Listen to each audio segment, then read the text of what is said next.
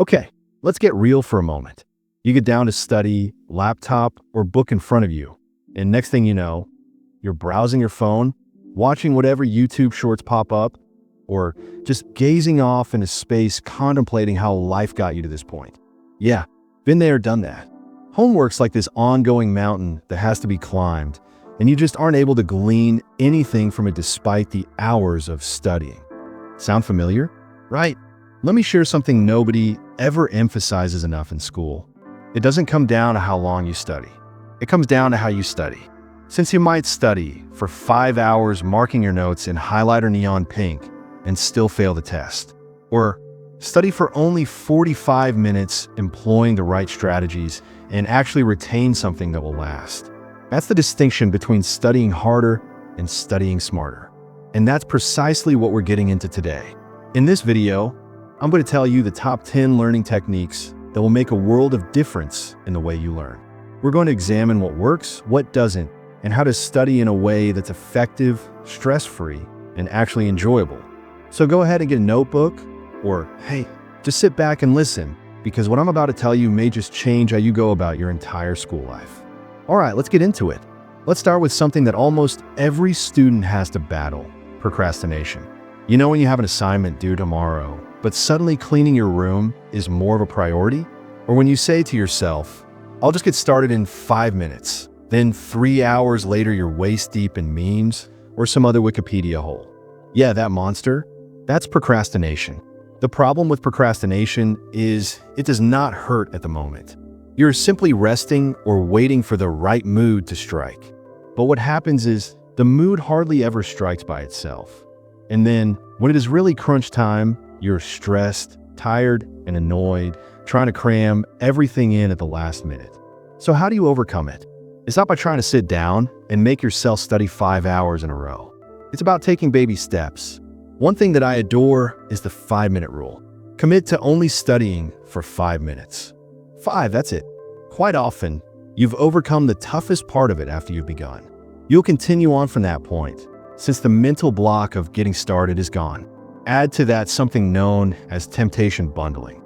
That involves pairing an activity you don't wish to do with one you enjoy. So for example, you despise studying flashcards, yet adore listening to lo-fi beats. Create a setting, headphones in, soft music playing, lights low, and all of a sudden it no longer feels torturous. The idea is to make it pleasant enough that your brain won't reflexively reject it. And one more thing that works: setting counts.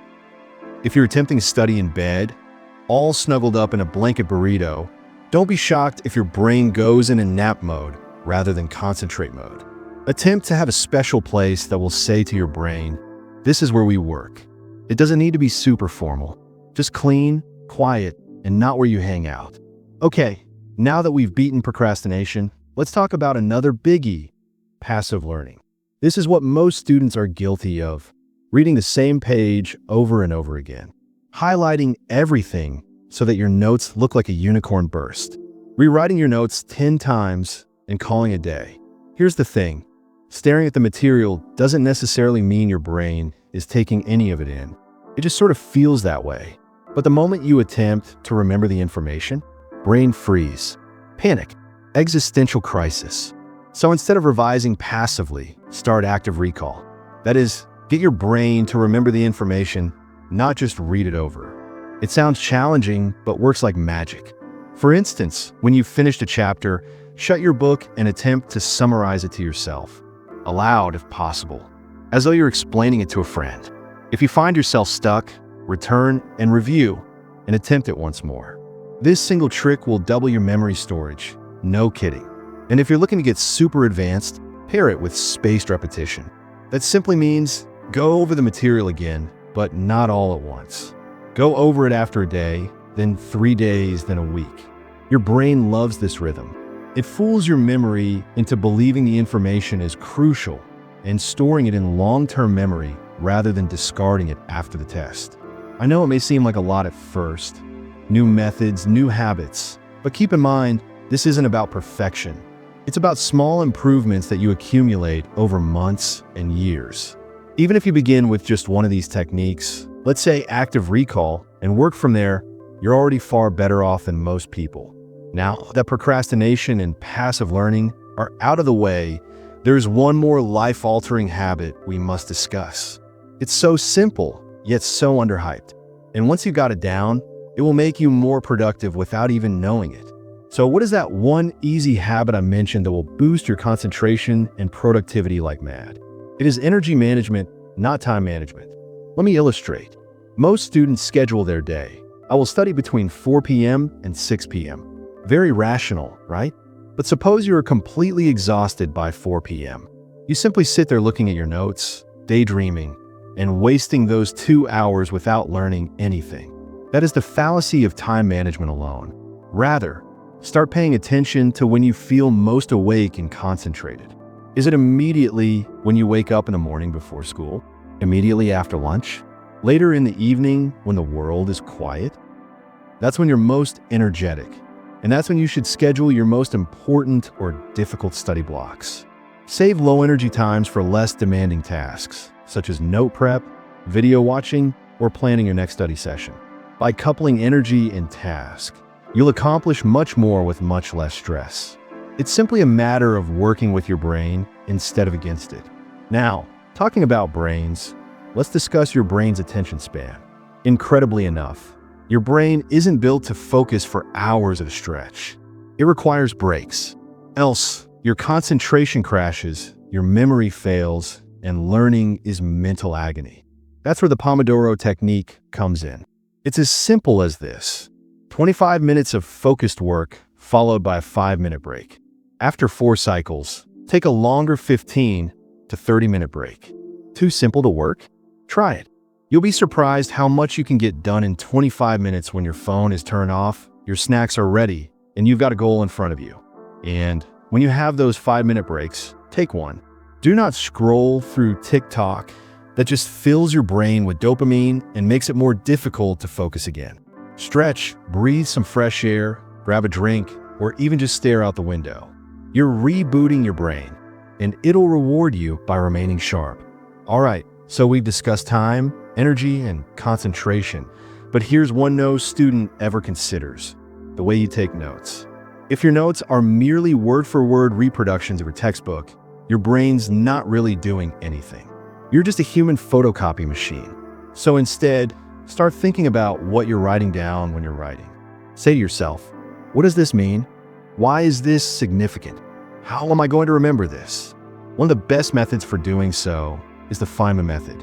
It is named for a great physicist and involves teaching what you're learning in as simple terms as possible, like you would to a 10-year-old. When you reach the point that you cannot simplify, that is where you go back and review. Not only does this indicate what you really do know, it allows you to remember things much more effectively than merely copying notes. You can also try visual note-taking. This means using diagrams, arrows, mind maps, or color-coded sections to make your notes more engaging. If you're a visual learner, this will make a big difference. It turns your notes into a map your brain can navigate, instead of a wall of text it wishes to ignore. Now, let's change gears for a moment. Learning is not just about strategies and hacks. It's about mindset, too. And one mindset change that will transform everything is this: quit saying, I need to study. Begin to think, I get to learn. I know that's corny, but hang in there. Education is a privilege. Not everyone has it. Not everyone gets an opportunity to create a future by way of education. If you can view studying as an opportunity, not a chore, everything changes. You don't procrastinate anymore and instead lean forward, at least somewhat. And if motivation is an issue, remind yourself of your why.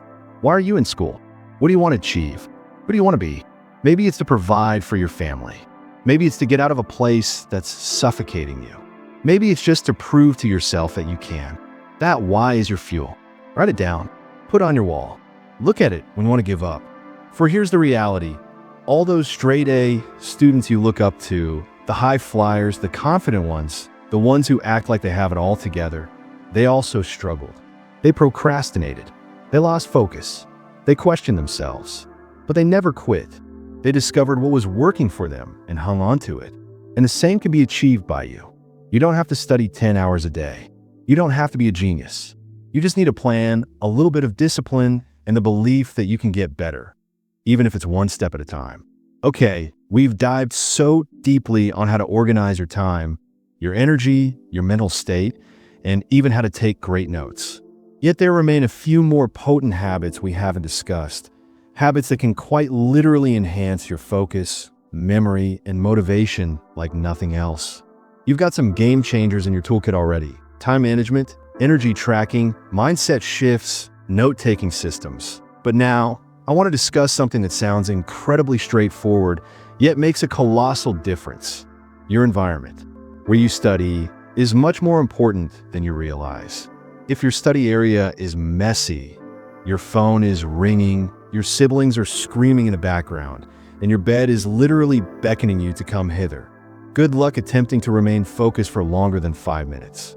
Your brain is continuously sensing the world around it, and if it's bombarded with distractions, it won't be able to devote studying its full attention. It's just how we're wired. So this is the step: create a study space. Nothing glamorous. A corner of your room, a library space, or simply a cleared section of your desk will do. Keep it neat, keep it clean, and keep it simple. Get your pens, notes, water, your whatever you need, organized and in place before you start. And most importantly, put away your phone. I know, it pains you, but notifications, whether silent or not, divide your attention.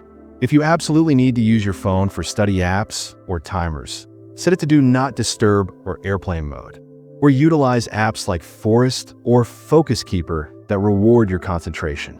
Now, regardless of how perfect the environment, you're not going to get very far if your body and mind are on empty, which is why sleep, nutrition, and exercise aren't just lifestyle suggestions. They're learning strategies. So let's begin with sleep. Staying up all-nighters may sound like a hero, but it's the quickest way to destroy your memory, your concentration, and your mood. Your brain literally requires sleep in order to transfer what you've learned from short-term to long-term memory.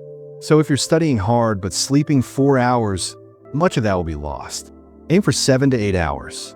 No screen time 30 minutes before bedtime. Dark and quiet, please. Your future self will thank you when you actually remember what you studied. And what do you consume? That's brain food. Attempt to replace the junk food with brain-enriching snacks such as nuts, fruits, yogurt, or even dark chocolate. Keep yourself hydrated.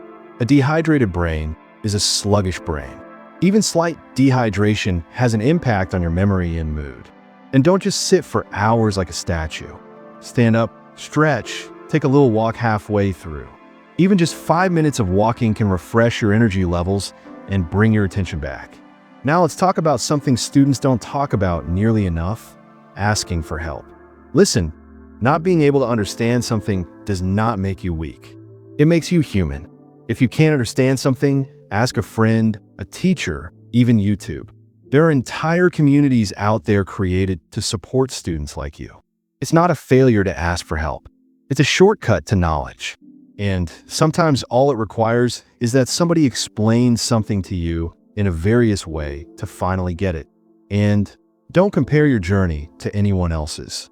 You might see others posting flawless grades, perfect notes, and study areas that look like they could be Pinterest boards. But behind every highlight reel is a human who also has doubts, distractions, and bad days. Keep your eyes on your own progress. You're running your own race. And that leads me to the final and probably most powerful tip: consistency over intensity. You do not have to study for 10 hours in one day and burn out the following day. What you should do is appear consistently, even if it is for short intervals. Cultivate a habit. Begin small if you must. 25 concentrated minutes per day is superior to cramming weekly. Because here's the thing: motivation vanishes. It always does. What's left? Habit. If you can build a rhythm, a habit of showing up, you'll be moving forward even on the days you don't feel like it. And progress is powerful. Every little victory counts. One more mark. One idea you finally grasp. One day you manage to concentrate. That's how you improve. So, take a deep breath and consider all that you just learned. You've learned how to master your time, guard your energy, direct your attention, develop healthier habits, and maintain a strong mindset. You've learned that success is not about being the most intelligent. It's about being intentional. And if there is one thing that I want you to take away, it's this. You can do it. Right now, even if you fail, even if you think you're behind, you can improve, get stronger, and completely crush your goals. Not by working more, but by working more efficiently. And listen, you don't need to have it all figured out today. Just do one thing. Perhaps it's the Pomodoro Technique. Perhaps it's tidying up your desk. Perhaps it's going to bed an hour early. Anything, just do something. And don't give up. If this video gave you even one useful tip, share it with a friend who might benefit from it too. Leave a comment below and tell me what struck you most or what you're going to try next. I'd love to hear your stories, and your comment might inspire another viewer who's watching. And if you'd like even more tips like these, more encouragement, more tough love, more inspiration to help you along the way, smash that like button and subscribe. This channel is for you all the way through. Wherever you are on your student journey, here's one thing to keep in mind. Every tiny step forward is a gigantic win. Just keep walking, keep hoping, and never, ever give up on yourself. You've got this. I'll see you in the next.